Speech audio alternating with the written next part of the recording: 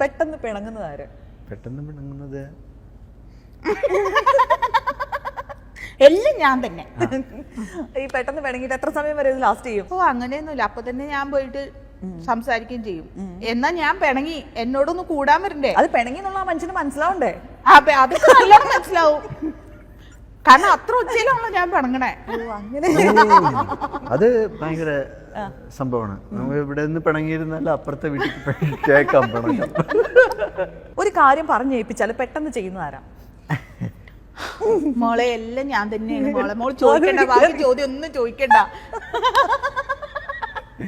എത്ര പെട്ടെന്നാണ് ശ്രീ ചെയ്യണേന്ന് അശ്വതിക്ക് അറിയാലോ. പ്രേക്ഷകരോടും കൂടെ ഒന്ന് പറയുകയാണെങ്കിൽ നല്ലതായിരുന്നു. ഇതിപ്പോ എല്ലാം എനിക്കറിയാലോ മാത്രമേ ചോദിക്കുന്നുള്ളൂ.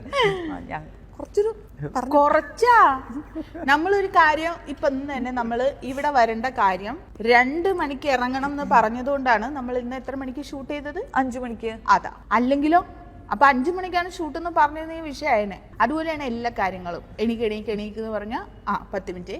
ഏറ്റവും എനിക്ക് ദേഷ്യം ഫുഡ് കഴിക്കാൻ വിളിക്കുമ്പോ 5 മിനിറ്റ്. എന്തിനാ ഫുഡ്? എന്തായാലും ഫുഡ് കഴിക്കണം. പിന്നെ 5 മിനിറ്റ് പറയണത് എന്തിനാ? എടുത്തു വെച്ചാലും പറയും 10 മിനിറ്റ്, 5 മിനിറ്റ്, 15 മിനിറ്റ്. ഈ മിനിറ്റുകൾ കേട്ട് എനിക്ക് മടുത്ത്. പക്ഷേ ലൊക്കേഷനിലൊക്കെ കറക്റ്റ് ആയിട്ട് നിങ്ങളുടെ പറഞ്ഞു പോകുമ്പോ വേറെ റൂട്ട് പോകും. ഞാൻ വർക്കിന്റെ കാര്യമല്ല പറയുന്നത്, അല്ലാത്ത ദിവസം ഞാൻ വീട്ടിലെ കാര്യം മടി. അതന്നെ എനിക്ക് കുറച്ച് എന്റെ ആയിട്ടുള്ള കുറച്ച് കാര്യങ്ങളുണ്ട്. രാവിലെ ശ്രീകുമാരൻ കുറച്ച് ചിട്ടവട്ടങ്ങളൊക്കെ ഉണ്ട്. അതൊക്കെ പ്രോപ്പർ ആയിട്ട് അതിന്റെ സമയത്ത് അങ്ങനെയൊക്കെ ചെയ്തു കഴിഞ്ഞാൽ അത് കഴിഞ്ഞോട്ടെ. ഉച്ചക്ക് എന്തെന്നാ ചിട്ടവട്ടം? മറ്റേ മൊബൈൽ നോക്കിയിട്ട് ഗുസ്തി കണ്ട് ചിരിക്കാം. ഗുസ്തി കണ്ടിട്ട്, അല്ലെങ്കിൽ ഏതെങ്കിലും പിന്നെ കൊരങ്ങച്ചിന്റെ വീഡിയോ കാണുക, എന്നിട്ട് നോക്കി വാ കാണാന്ന്. ഇവിടെ ചോറിനാതെ ഇരിക്കുമ്പോഴേ കൊരങ്ങച്ചിന്റെ വീഡിയോ, പഴം കഴിക്കണം എന്ത്, എന്നിട്ട് ഇങ്ങനെ ചിരിക്കാം. എന്റെ ഭർത്താവിന് ഭക്ഷണം കഴിക്കാൻ വിളിച്ചു കഴിഞ്ഞാൽ അന്നേരം പറയും ഞാൻ ഒന്ന് കുളിച്ചിട്ട് പോരാ. എല്ലാ നേരത്തും എന്തിനാ കുളിക്കുന്നത്? ഭക്ഷണം കഴിക്കണം ഞാനൊന്ന് കുളിച്ചിട്ട് വരാം. അത് നല്ല കാര്യമല്ലേ? എനിക്കും അങ്ങനെ ഉണ്ട്.